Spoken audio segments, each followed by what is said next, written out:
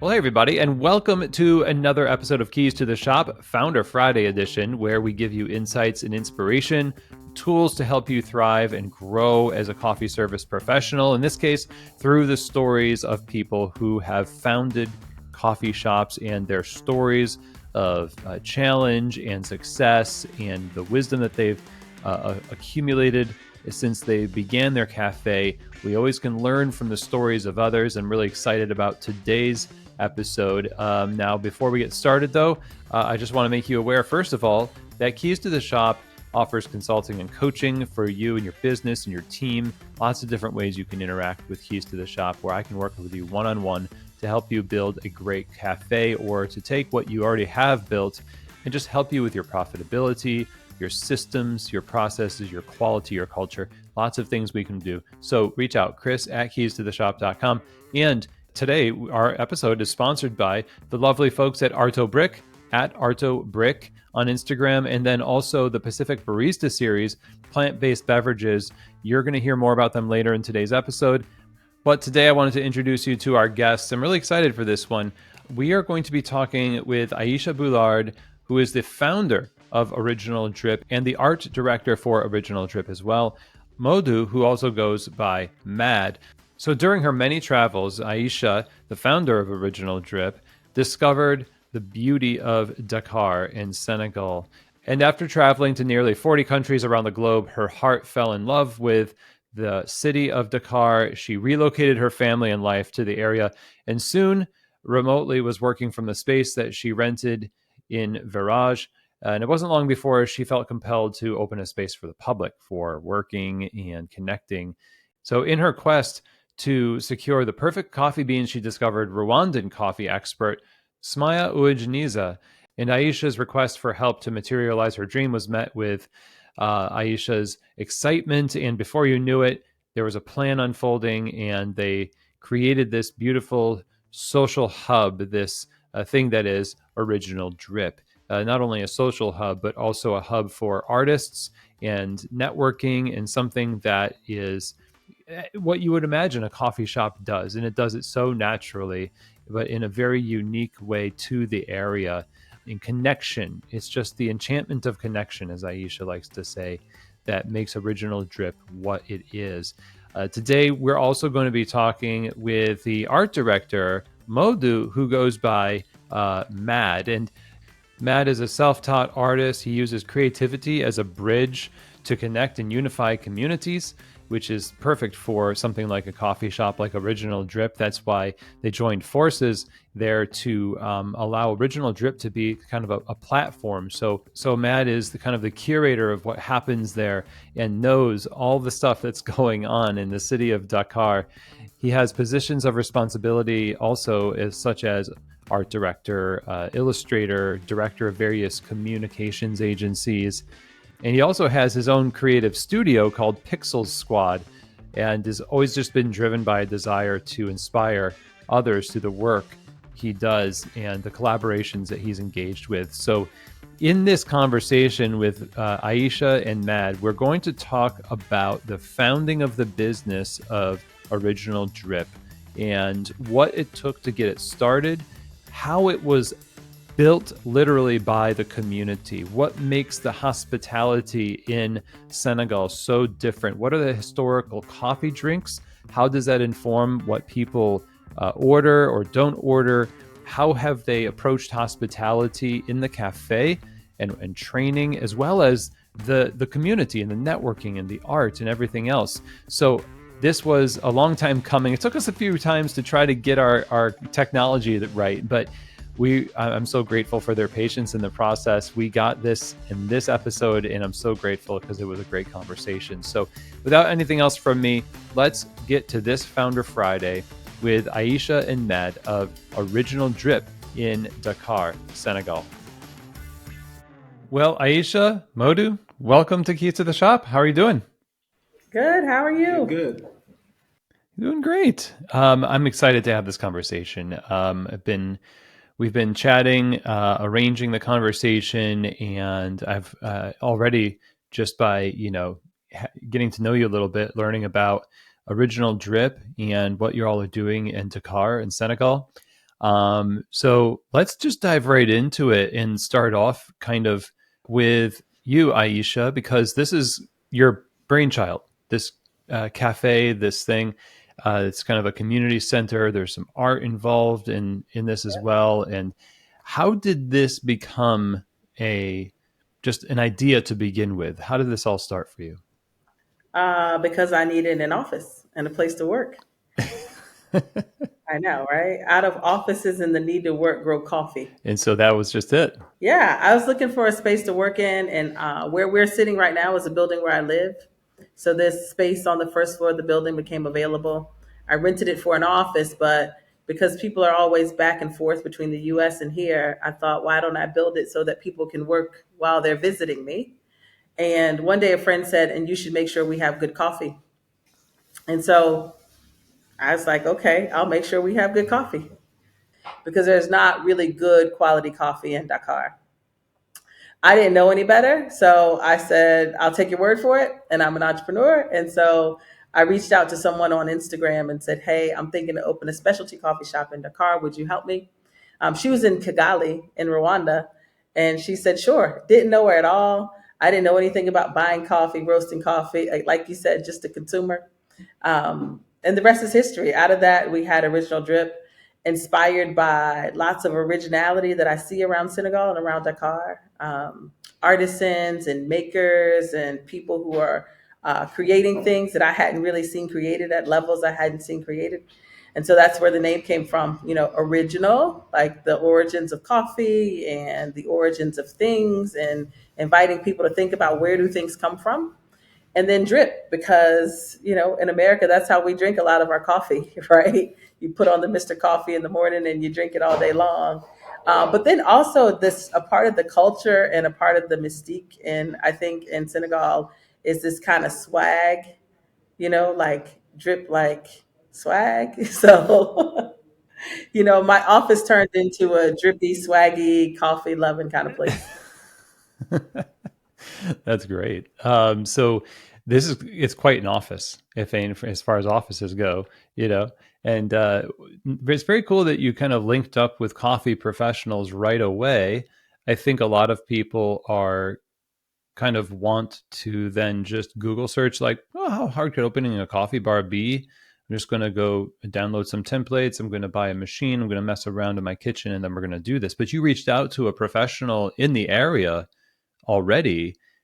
Is that something that you found yourself doing, like in terms of networking? Is that a business practice that you kind of applied to coffee? That was a pretty good instinct. Yeah. So I'm a lawyer by trade. And had always done corporate and business work. And so when I'm putting transactions together, I always have to find the expert, right? I might be on a deal that's a real estate deal for a doctor's office. And so, there are very specific people you got to go and find to make that deal happen and to get it closed. And so that part came very quite easily to me, to find the people who know what they're doing and who know how to make it happen. I just felt very fortunate that a random outreach on Instagram turned into a wonderful relationship. Smayah is like a niece to me now, and brought Rwandan coffee to Senegal, where it's just not really prevalent at all. That's wonderful. And then, speaking of people that have joined you, Modou, I'm kind of curious about how you entered into the scene and in your work in the cafe, what are the things that really inspire you and how have you found yourself growing in that role to create this originality at Drip? I think I was immediately being connected with Aisha with her vision about the coffee. And everything started one day. I was going to my studio and I take a detour and I passed by Original Drip. So immediately I was captured by the facade, the wood inside, and I sit there just drawing, and Aisha come to me and we start talking about idea, coffee, and I was a coffee drinker, but with Original Drip, I learned more about all the story behind coffee and different coffee. Okay, so you said your studio. So I know you are an artist too, right? Tell me more about that. Yeah. So I'm an artist, graphic design, and a filmmaker. So I did a exhibition during the last Biennale, and I always have a passion about art. I growing up drawing uh, on the wall in my childhood house, Oh yeah, you're tagging up and the houses. and that led me to explore different material, and yeah, that's the journey. And it's still something you're doing today, and at the same time doing coffee. So, kind of in a cultural role, management, art at the cafe. How many staff do you all have right now at the cafe? Three. Three. Yeah. And so when it comes to putting all of this together and having this vision for the originality of Senegalese culture and also bringing in the coffee elements, like high quality coffee, uh, you kind of have to keep some kind of there's a theme that emerges over time, right? So then you want to attract people who have somewhat of a similar vibe or, uh, you know, people who want to promote that kind of a culture to the customer and treat the coffee well and treat people well. How do you go about finding people to work for the cafe and then train them to kind of grow into that role and do that all very well? That's probably been the most difficult thing that we've encountered in this work. We're fortunate that we find people who love people. And so I Mm. think all of our staff just love the interaction with the customers. There's a spirit of hospitality in Senegal called Teranga. It's a real thing. And so we've got people who have customers who come in and they want to serve them and serve them well. And so I think that's at its core what makes the people who work with us special is that they want to see people happy, and coffee is just a vehicle to do it. And so aside from that, we're lucky to have Senegal is there's a lot of French influence here, so there's a lot of people who know espresso and espresso machines, and we've had local trainers who come in from what are those places that sell the syrups like Gifford. They sell all the different syrups you can add to the coffees. They've come in to help Yeah. with training. Smayah has actually come from Rwanda a couple times to help with Oh, wow. training, and we can do certain training online, and so she's able to help with that.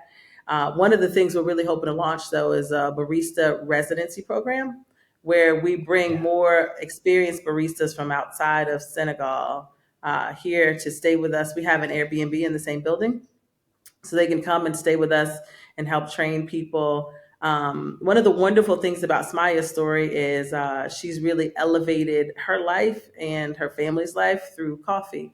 The lives of a lot of the women farmers that she works with, especially through coffee. So we want people here to know that there's a training opportunity to be able to do that.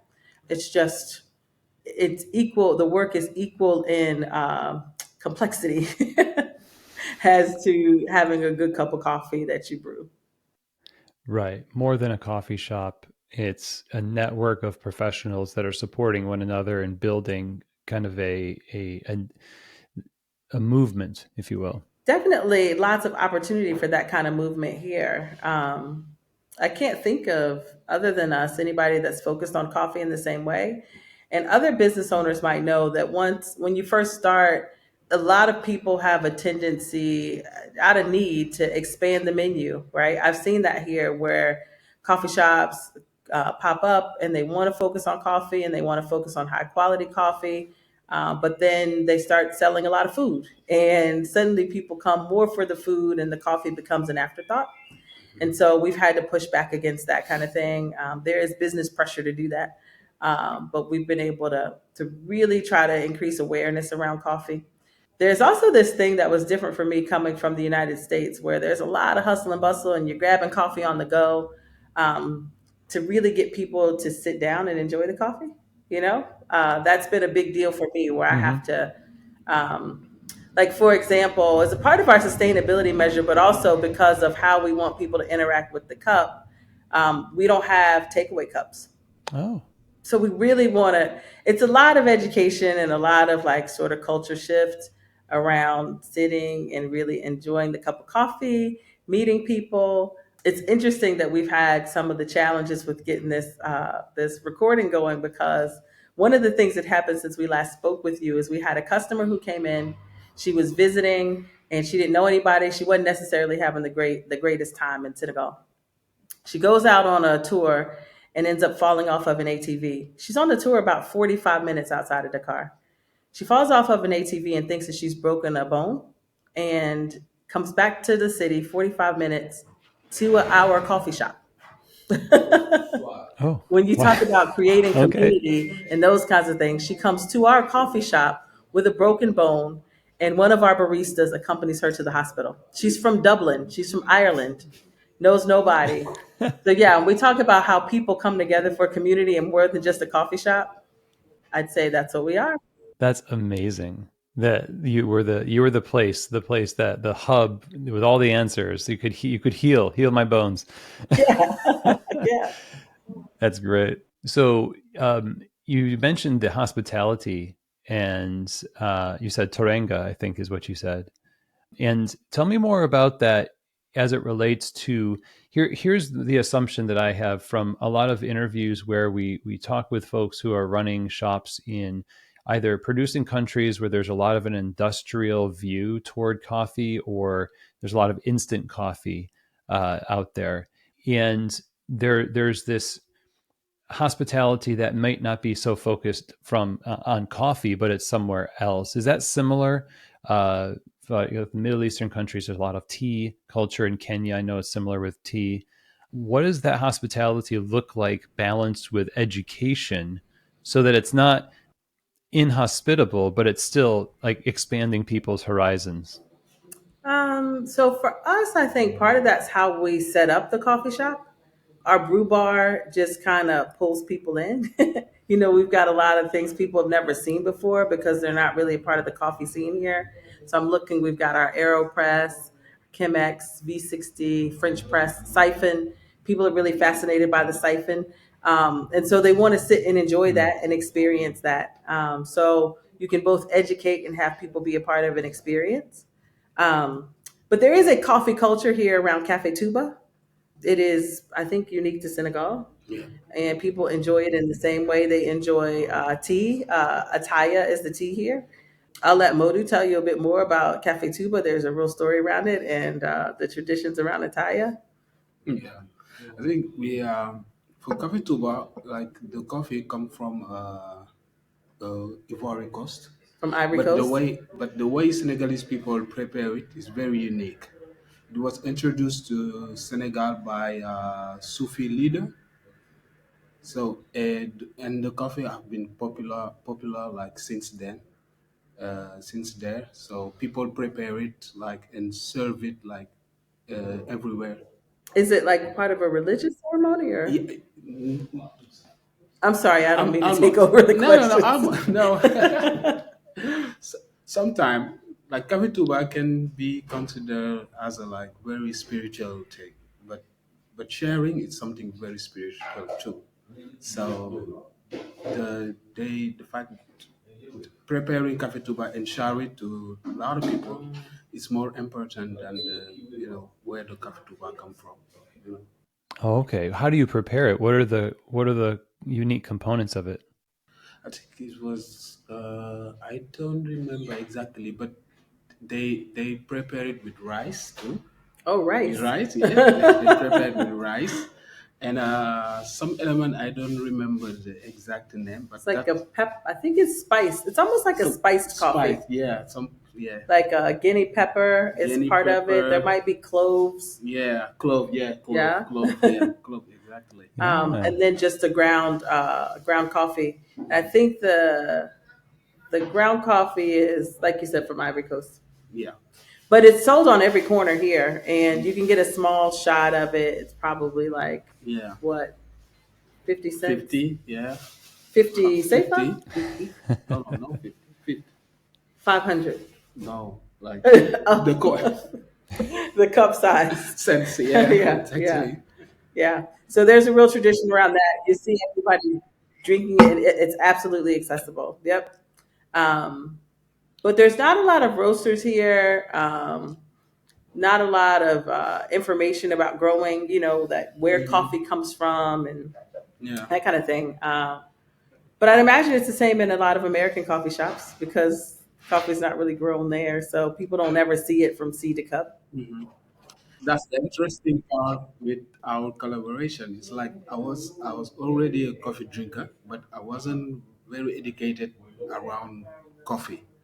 So being in touch with Aisha, start working together, like that's open a different view on coffee, because like I already knew some different variety, like an espresso coffee or coffee from Brazil, or but mostly coffee tuba. And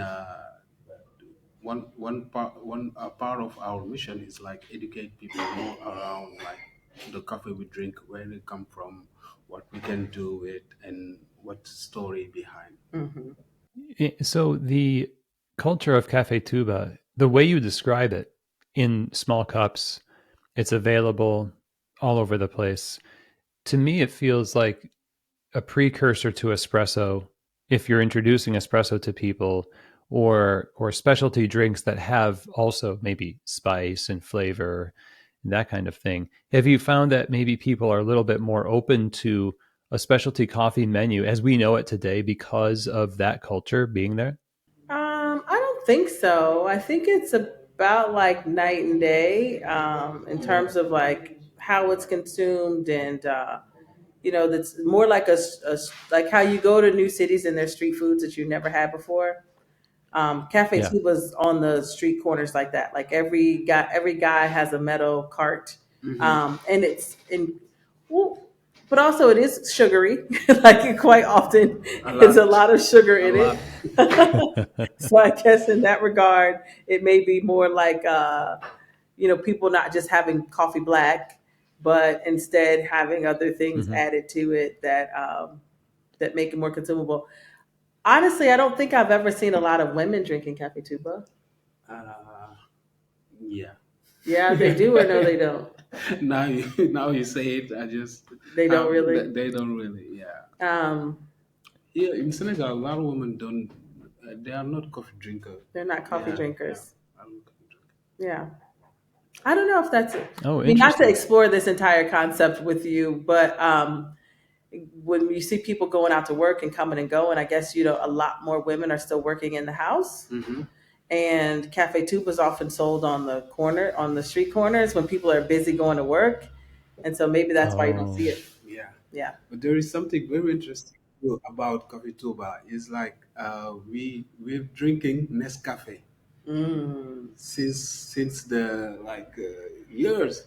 You mean the instant kind? Yeah, Uh-huh. Nescafe. But Hmm. when Cafe Touba arrived in Dakar, because Cafe Touba is originally started in Touba, like where the Sufi leader who introduced it into Senegal lived. So, but years after years and years, like Cafe Touba start coming more and more in Dakar. Hmm. So that give us like opportunity to switch to go to Cafe Oh. Touba instead of drinking Nescafe. Oh, You so know? you I leave see. Nescafe and Yeah, have your own local blend of exactly. coffee. We Okay, are. okay. So I'm just learning something about origins and coffee Yeah, in Senegal. yeah. Wow, that's fascinating. And your cafe then, it's a social hub, and it is a classic coffee shop as opposed to a street corner. It's a gathering spot. I'm just thinking about this social climate. Is that force of having a coffee shop something that is sort of leveling the field? I mean, do you have a lot of women in the coffee shop going to the coffee shop instead of buying like the cafe tuba on the street? Because this is a place where people mingle. And coffee shops are things that often inspire social change or just different movements. I'm curious what you've seen so far, maybe even beyond your own cafe, of other cafes that might be or have opened in Senegal. Yeah, hearing the question now, I think overwhelmingly our customers are women. I don't know if it's because it's a women owned business and you've got that part with women supporting other women. People are coming here to work, so there's good Wi Fi. So you've got a lot of people who are remote working or work from home. We have a lot of activities like after work where we'll have community cleanups or a rooftop party or something like that. And I think that brings more people together socially. I don't know about any other trends. We've not been able to attract kids. We've tried a couple things with that, and kids here don't like coffee so much. Lots of people who are meeting each other and who are connected through our Instagram page and that kind of thing now. So we've seen friendships emerge that where people stay in touch through those kinds of channels. But this is our second really full year of operation, and the first year was way different from the second year. So I'm still looking for trends to emerge. It hasn't happened yet. Each month, each year, each quarter has been different from the other. What would you say is the biggest difference there between year one and year two? We haven't seen as much flow, traffic flow in business as we did year one, I guess because we were the new kid on the block. Um, a second thing that has happened is around us, there's a lot of construction. There's a lot of new apartments and new buildings coming to Dakar. And we happen to be in a neighborhood where last year there wasn't much around us. And right now there's three new buildings, maybe probably 8-story apartment Wow. buildings that are going up around us. If we can survive into the future, it's going to be great because we're going to be the nice little neighborhood coffee shop. But through the construction, a lot of people don't want to drive through the construction zone and it's really ripped up the road and that kind of thing. For some reason, during the Christmas season of 2023, we just had a lot of people visiting. I don't know if people were just still coming back off of some of the rebound from not being able to take COVID related vacations or that kind of thing, but we had a lot of visitors and there's a lot of Airbnbs because of the new apartments in the area. So we were seeing a lot of people come through that. And in 2024, it was just slow. Here for us, rainy season happens in the summer. It doesn't really rain I in see. Dakar outside of like maybe late June to September. Those are the times when it can rain. And when it does rain, people don't go out of the house. So you don't get people coming to drink coffee as much during rainy season. And we weren't prepared for that. The first year, we thought, it's just an anomaly. But the second year, seeing it again, um, we just didn't get as much flow because of weather, because of rain in a place that's, like a desert most of the year. Yeah, so you're learning the seasonal flow of traffic.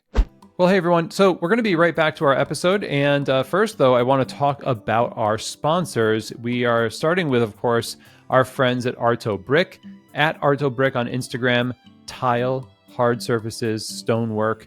This is the stuff that just brings light to their eyes. When they see a space like a coffee shop, they can envision with you, I'm sure, something beautiful, something unique. And that's what they love to bring to bear with the work they do.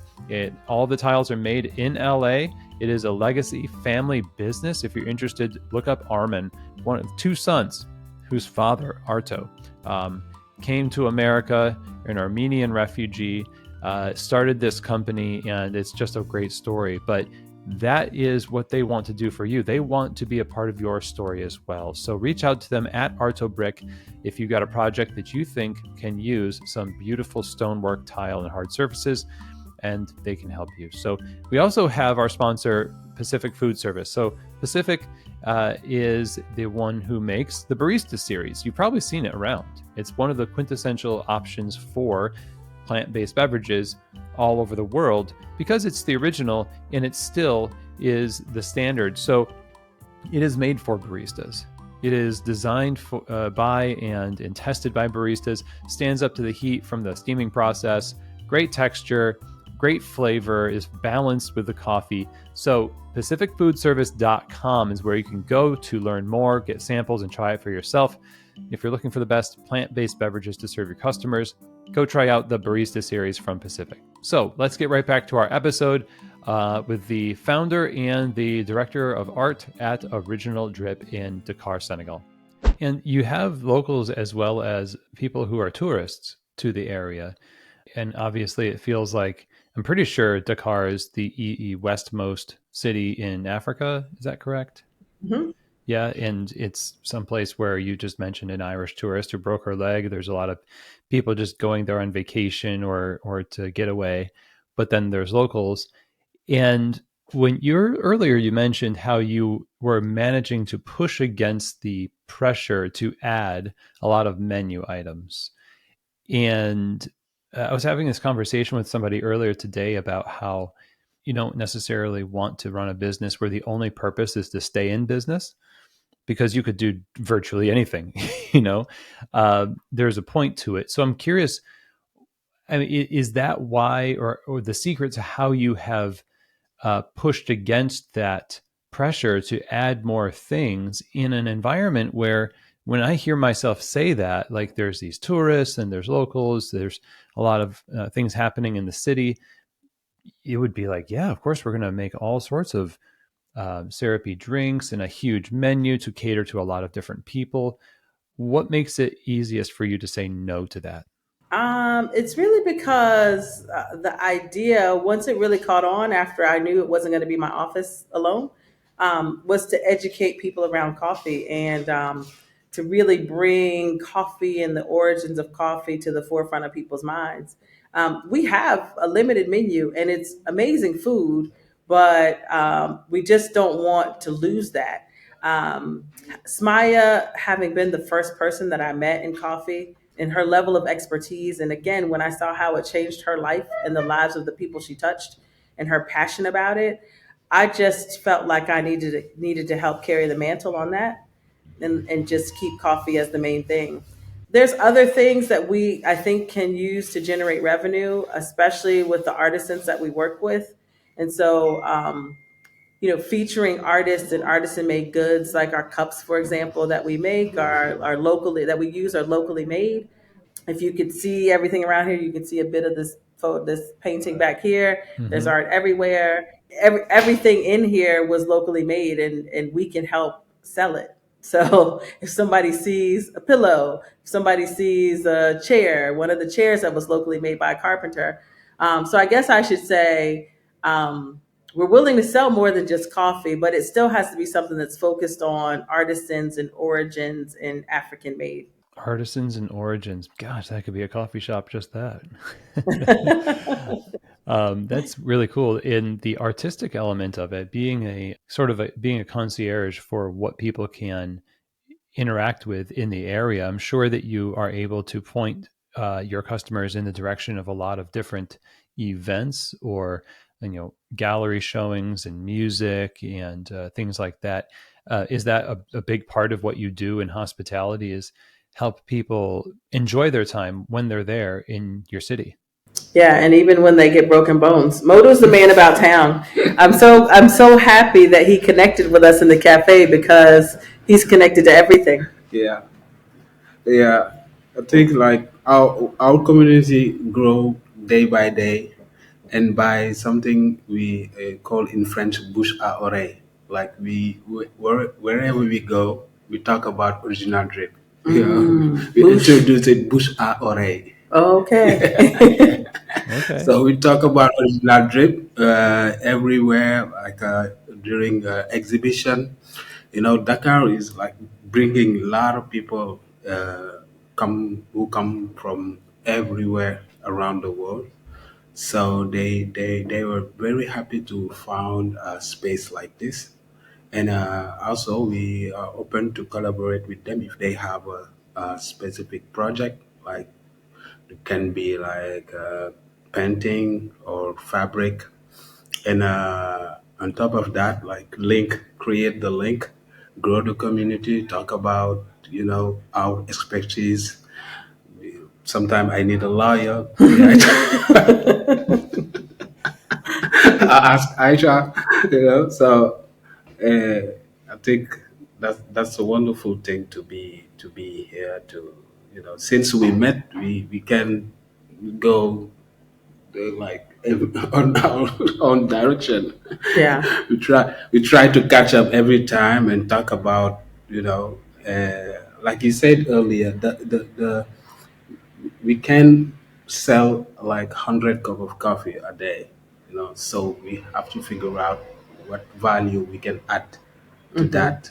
So we already talk about a lot of idea. We can like who are more educative because people here, a lot of young people in Senegal struggle to have a job, you know.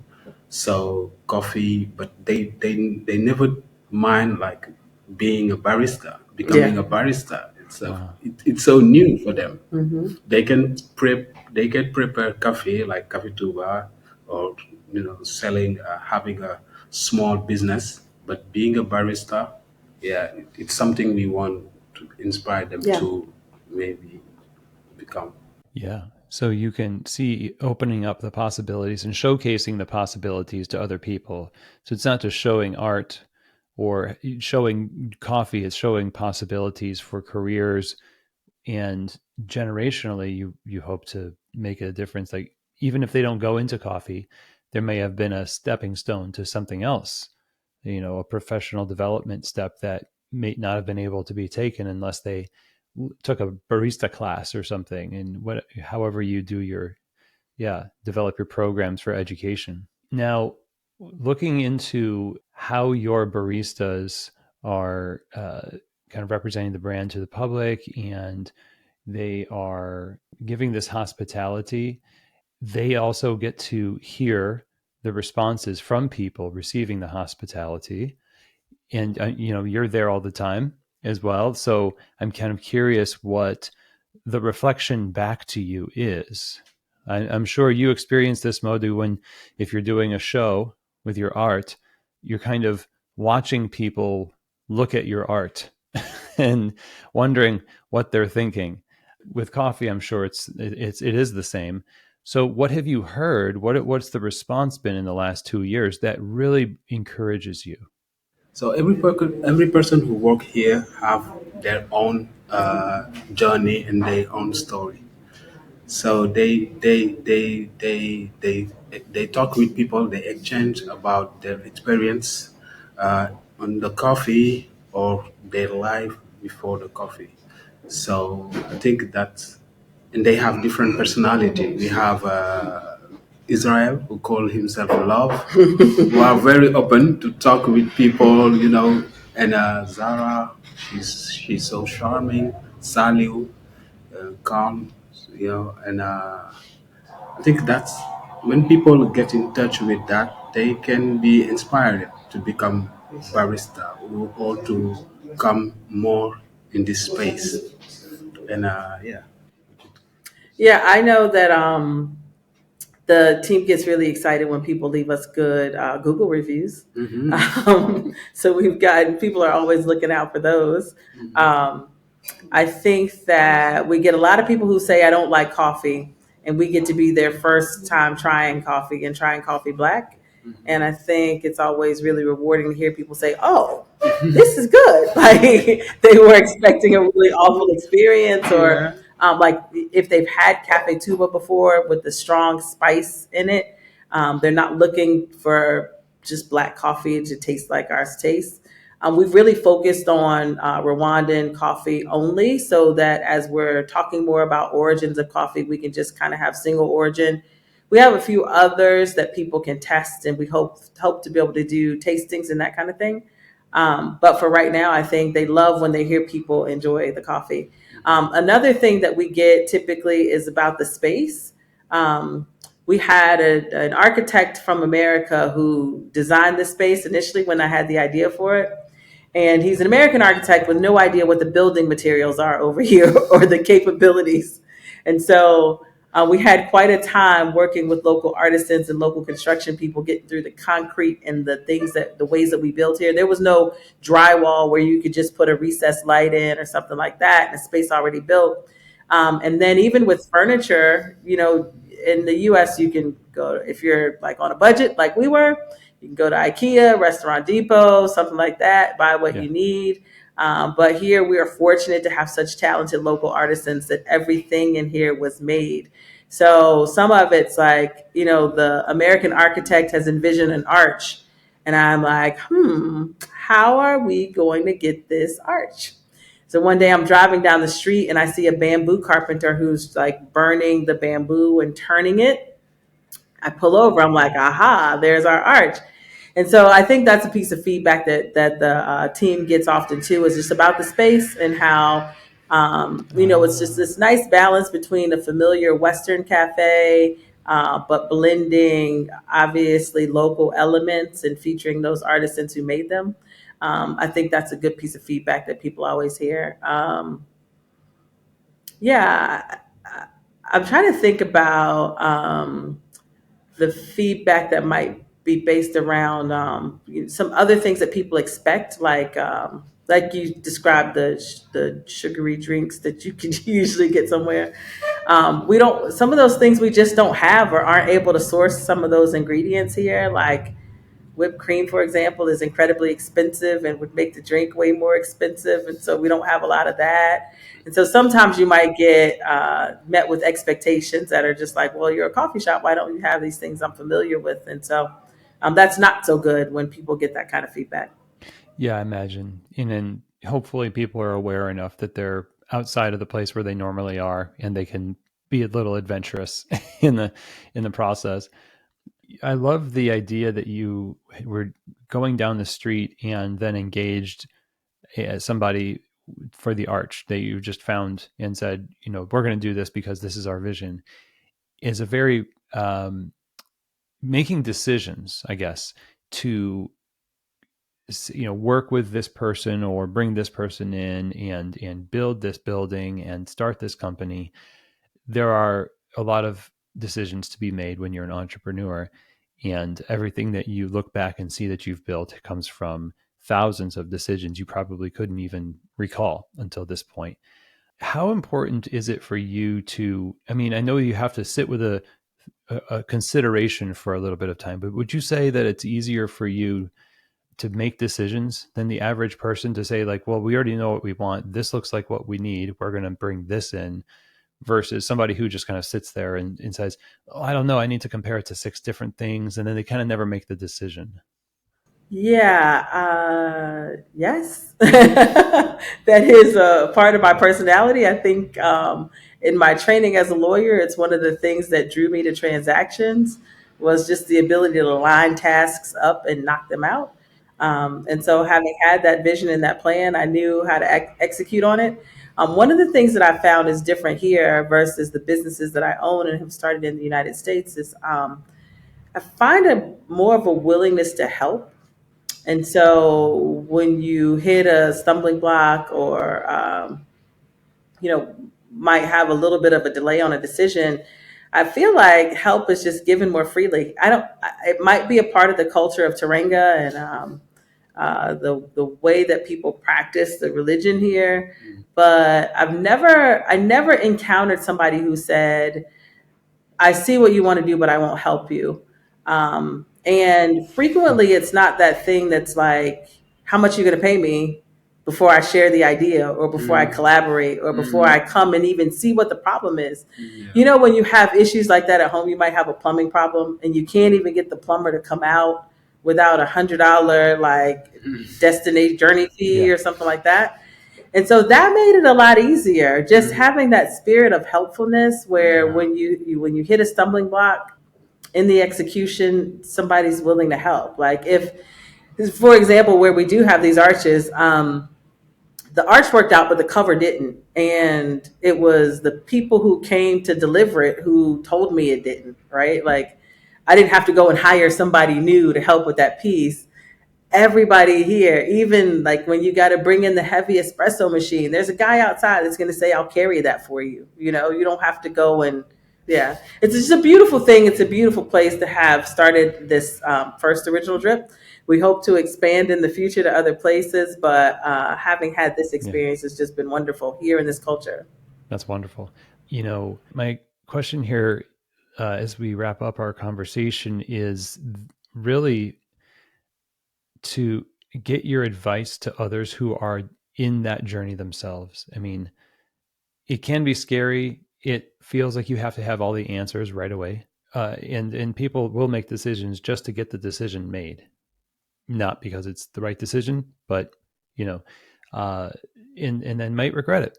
But you're 2 years down the road, new to coffee, and you've just demonstrated, the both of you, that bringing culture and art and business together it can work really, really well. What advice would you all have for people who are wanting to start and develop a business that is culturally rooted? It is maybe a little bit more on the artistic side and networking side, the way you all have done. What's your best advice for them? For me, it will be like go beyond coffee. Yeah. Like, to resume the a big idea, like you have to go beyond the coffee in order to like bring people or be able to motivate them. And of course there were a lot of stuff, a lot of challenges here to introduce like concept like this, but you need to bring something on the side or on the top who can immediately attract people, like us in original drip. We want like we want build our community. We put more caring, inspiring, and community, and yeah, so So going beyond coffee to build community. yeah, yeah. I love that. I like that. I would say I'm going to steal from Nike and say just do it. Yeah. Um, there's a lot of things that you'll have to figure out along the way. There are some things that will go well. There are some things that might not go so well. But I'm a risk taker and a serial entrepreneur and entrepreneur to my core. So I don't get daunted at all when things don't go well. I just, step back and figure it out. And I just would say, while you're just doing it, ask for help. Ask for help from strangers on Instagram. Ask ChatGPT for help. Ask for help. Don't feel like you have to do it alone. There's tremendous coffee community out here through conferences and through groups and that kind of thing. Through wonderful podcasts where you can learn from other owners. So just do it and seek help along the way. All right, man, that's great. Well, thank you both for being on the show. I'm so glad we can, the listeners don't know this. I think it's our fourth attempt to connect with technical issues. It's so fun, but it's so worth the wait. And I appreciate your insights here. Where can everybody stay plugged in to just learn more about Original Drip? And if they happen to be coming to Dakar, of course, we would encourage them to go to the cafe, but online, where are you located? Yeah, so we are very active on our Instagram. Modou helps with that a lot, and it's the original drip underscore, THE original drip underscore. And because the way things work around Dakar, Google Maps is really one of the ways that people find us and that people stay plugged into what's going on. And so we can be found on Google Maps through the original drip. Awesome. Well, thank you both again. It was a pleasure, and I appreciate your insights and wisdom here. Thank you, Chris. Thanks for your patience with our tech issues. Okay, everybody. Well, what did you think? I thought that was such a really interesting conversation. Very much shows you what collaboration is all about and what a dream is all about and how it can come to bear when you allow other people to be a part of it. I love the ability for Aisha to make these decisions, to find the best people, to have found Smayah, to have brought in Mad, to have this person make an arch out of bamboo because she saw them on the street. And the way that she described the communal aspect of this community is the kind of thing that I think we'd love to see in our places as well. And I would guess that if given the opportunity, more people would rise to that than you might think. So that's a good lesson for us all. There's magic to be had when we allow others into the process of creating that magic. So thank you to Aisha and Mad for being on the show. So if you're interested in learning more about Original Drip, check them out on Instagram. Their handle there is at the original drip _. So again, that's at the original drip _. And that is the best place to link up with them, and you can kind of take it from there. And if you're in Dakar coming through, then you've got to go to their cafe and say hello and experience the place that so many call their third place there in that great community. So again, thank you, Aisha and Mad. And if you all have any questions for me about today's episode or anything else on the show, email chris@keystotheshop.com. Coaching, consulting through Keys to the Shop Consulting or the Keyholder coaching groups. Interested in that stuff? Give me a call, send an email, do a DM, whatever it is. Yell my name loudly on the street corner. I'll try to hear you. But either way, reach out. Love to hear from you. So that's about it for today's episode. Let's go and have a great weekend. And thank you for tuning in for this Founder Friday. And as always, I hope that this episode has truly given you keys to the shop.